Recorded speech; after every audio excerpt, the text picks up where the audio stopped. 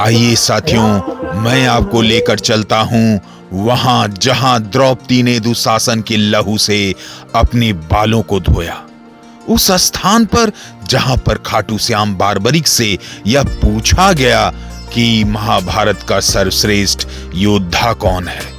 उस स्थान पर जहां ब्रह्मांड के रचयिता ब्रह्मा ने महादेव की स्थापना कर इस विश्व की, इस ब्रह्मांड की रचना प्रारंभ की। इसके साथ हम कृष्ण अर्जुन के रथ के साथ मां कात्यायनी के दर्शन करते हुए, हनुमान बजरंग बली श्री राम के दर्शन करते हुए इस प्रस्तुति का अंत करेंगे। तो साथियों, आपका बहुत बहुत स्वागत है धर्म नगरी कुरुक्षेत्र की इस धरा पर।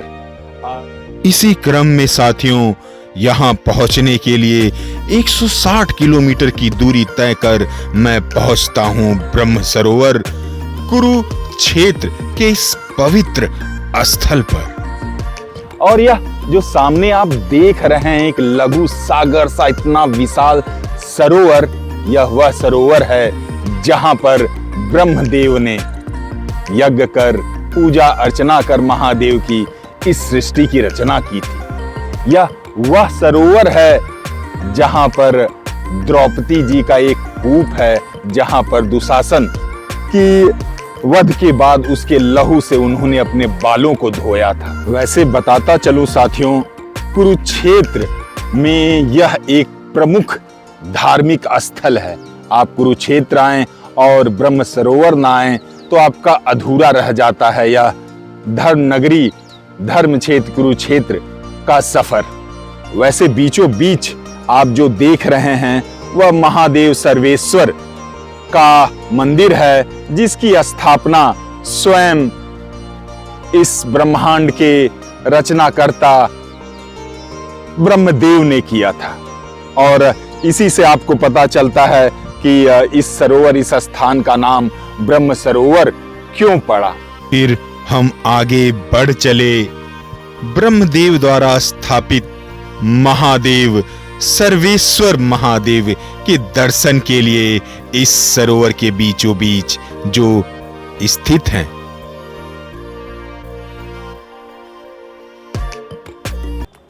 तो साथियों, यह जो पीछे आप सर्वेश्वर महादेव का शिवालय देख रहे हैं, यह ब्रह्म सरोवर के बीचों बीच स्थित है।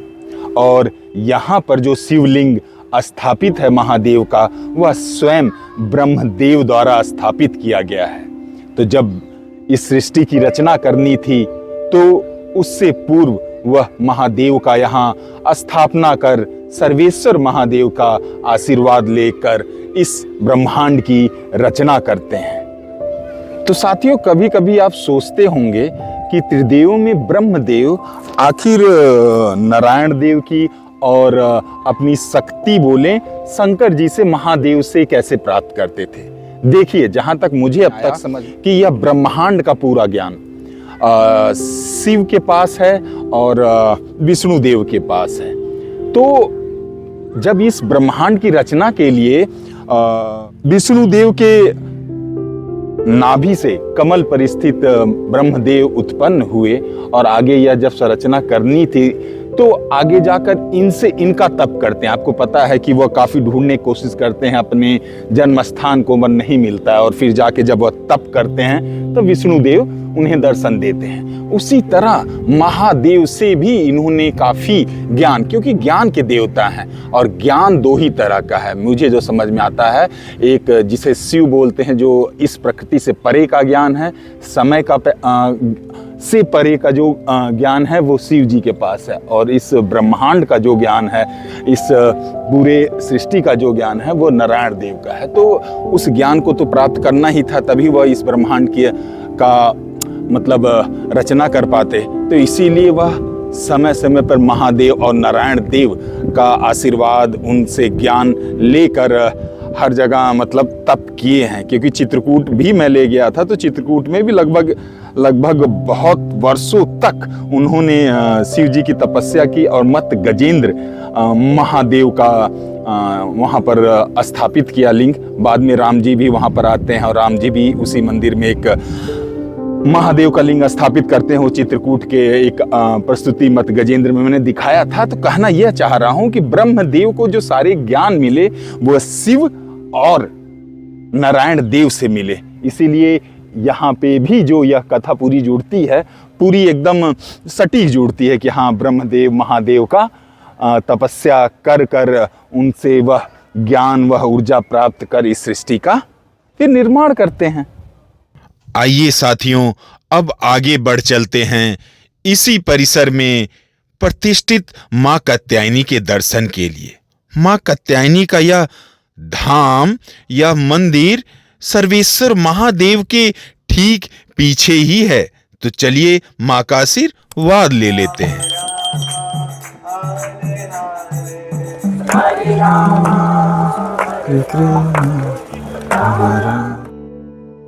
जय माता दी, जय माता दी, जय मां कात्यायनी, जय मां कात्यायनी। वैसे साथियों बताता चलूं, मां कात्यायनी कात्यायन ऋषि की पुत्री के तौर पर के रूप में जन्म लेती हैं, इसीलिए यह कात्यायन कहलाती हैं। मां कात्यायन कात्यायन ऋषि के तप और पूजा से प्रसन्न होकर उन्हें पुत्री के रूप में जन्म लेने का वरदान देती हैं कि उनके घर पे पुत्री के रूप में जन्म लेंगी।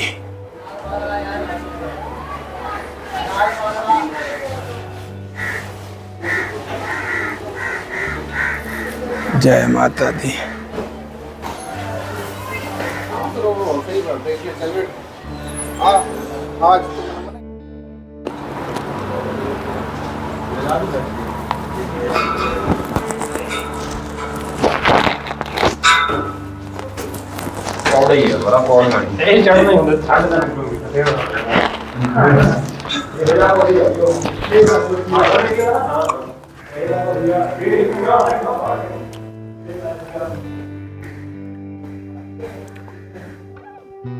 तो यह जो कूप देख रहे हैं, कुआं देख रहे हैं साथियों, यह द्रौपदी कूप है, द्रौपदी कुआं। क्योंकि यह सब तो हम जानते हैं कि द्रौपदी चीर हरण दुशासन ने किया था और उस दरबार में धृतराष्ट्र के भीम ने प्रतिज्ञा ली थी कि वह दुशासन की छाती को चीर के लहू पिएंगे। और यह प्रतिज्ञा द्रौपदी ने भी ली थी कि वह अपने केस तब तक खुली रखेंगी जब तक वह दुशासन की छाती के लहू से उसे धो न ले। तो यह वही स्थान है, सर्वेश्वर महादेव। सर्वेश्वर महादेव से पीछे आपको हम कात्यायनी माँ का दरबार दिखाए, उसके पीछे अर्जुन और श्री कृष्ण का जो रथ है वो दिखाया, और उसी के बगल में ही यह द्रौपदी कूप है, वह स्थान जहाँ पर जब भीम कुरुक्षेत्र के महाभारत युद्ध में दुशासन को मार कर उसके छाती को चीर कर लहू लाते हैं, तो इसी स्थान पर द्रौपदी उसे अपने केसों में लगाकर धोती हैं और अपनी उस प्रतिज्ञा को पूर्ण करती हैं। तत्पश्चात वह अपने बालों को बांधती हैं। तो यह वही स्थान है। तो साथियों, यह द्रौपदी कूप का स्थान वही ही स्थान है जहां पर शीशदानी खाटू श्याम बारबरिक जी का सर लाया जाता है, इस पर्याय से, क्योंकि पांडवों के बीच एक अहंकार जैसा विवाद उत्पन्न हो गया था कि आखिर महाभारत का युद्ध किसकी वजह से जीते हैं। सब पांडव, अर्जुन से लेकर सब सोच रहे थे कि उनके बल से ये महाभारत का युद्ध उन्होंने जीता है। तो वह परम ईश्वर श्री कृष्ण जी के पास जाते हैं। श्री कृष्ण जी बोलते हैं चलिए वेद व्यास जी से पूछते हैं। वेद व्यास जी बोलते हैं देखिए इसका उत्तर, जो महाभारत का युद्ध हर एक क्षण, हर एक पल देखा है, उन्हीं से पूछते हैं। तो हम जानते हैं महादानी बारबरिक जी का सर एक टीले पर रखकर वो पूरे महाभारत का युद्ध देखते हैं। तो फिलहाल सब लोग पहुंचते हैं, पांडव, द्रौपदी वगैरह सारे, भगवान श्री कृष्ण, वेद व्यास जी पूछते हैं और यह प्रश्न उनसे पूछा जाता है। तो वो बोलते हैं कौन पांडव, कौन कौरव, मैं तो सिर्फ एक ही चीज देख पा रहा था कि चारों तरफ सुदर्शन चक्र और श्री कृष्ण ही है। मरने वाले भी श्री कृष्ण, मारने वाले भी श्री कृष्ण। तो चारों तरफ उनका सुदर्शन चक्र चल रहा था और मारने मारने सब कुछ करने वाले श्री कृष्ण थे। तो इस तरह सबका संशय, जो अंदर थोड़ा अहंकार घमंड था इस चीज को लेकर, वह दूर होता है। और हमें तो पता ही है, शीशदानी बारबरिक खाटू श्याम कलयुग के एक तरह से कहें तो देवता हैं, जो ब्रह्मा की लेखनी को भी बदल सकते हैं। फिलहाल आगे बढ़ते हैं और लगभग अंत के करीब ही है। मर जाते जाते बजरंगबली और श्री राम के भी दर्शन करते जाते हैं, जो खाटू श्याम मंदिर के बगल में ही उनका मंदिर प्रतिष्ठित है। जय श्री राम साथियों, जय श्री राम।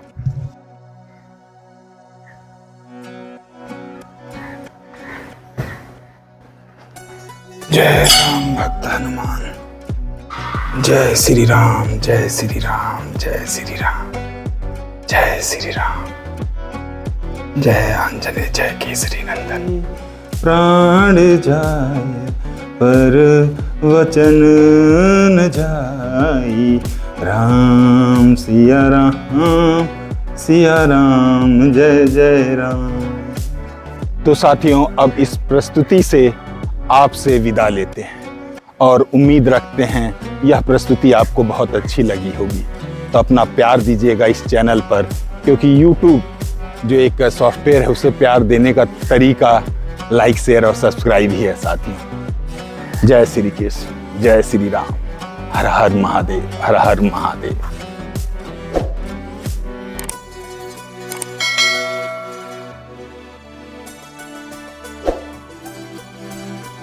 अब अगर आप साथियों देखेंगे तो ये ब्रह्म सरोवर के एक तरफ पत्थरों पर पूरे यहां से शुरुआत से लेकर अंत तक एक तरफ पूरे महाभारत के मुख्य जो प्रकरण हैं उसे दर्शाया गया है।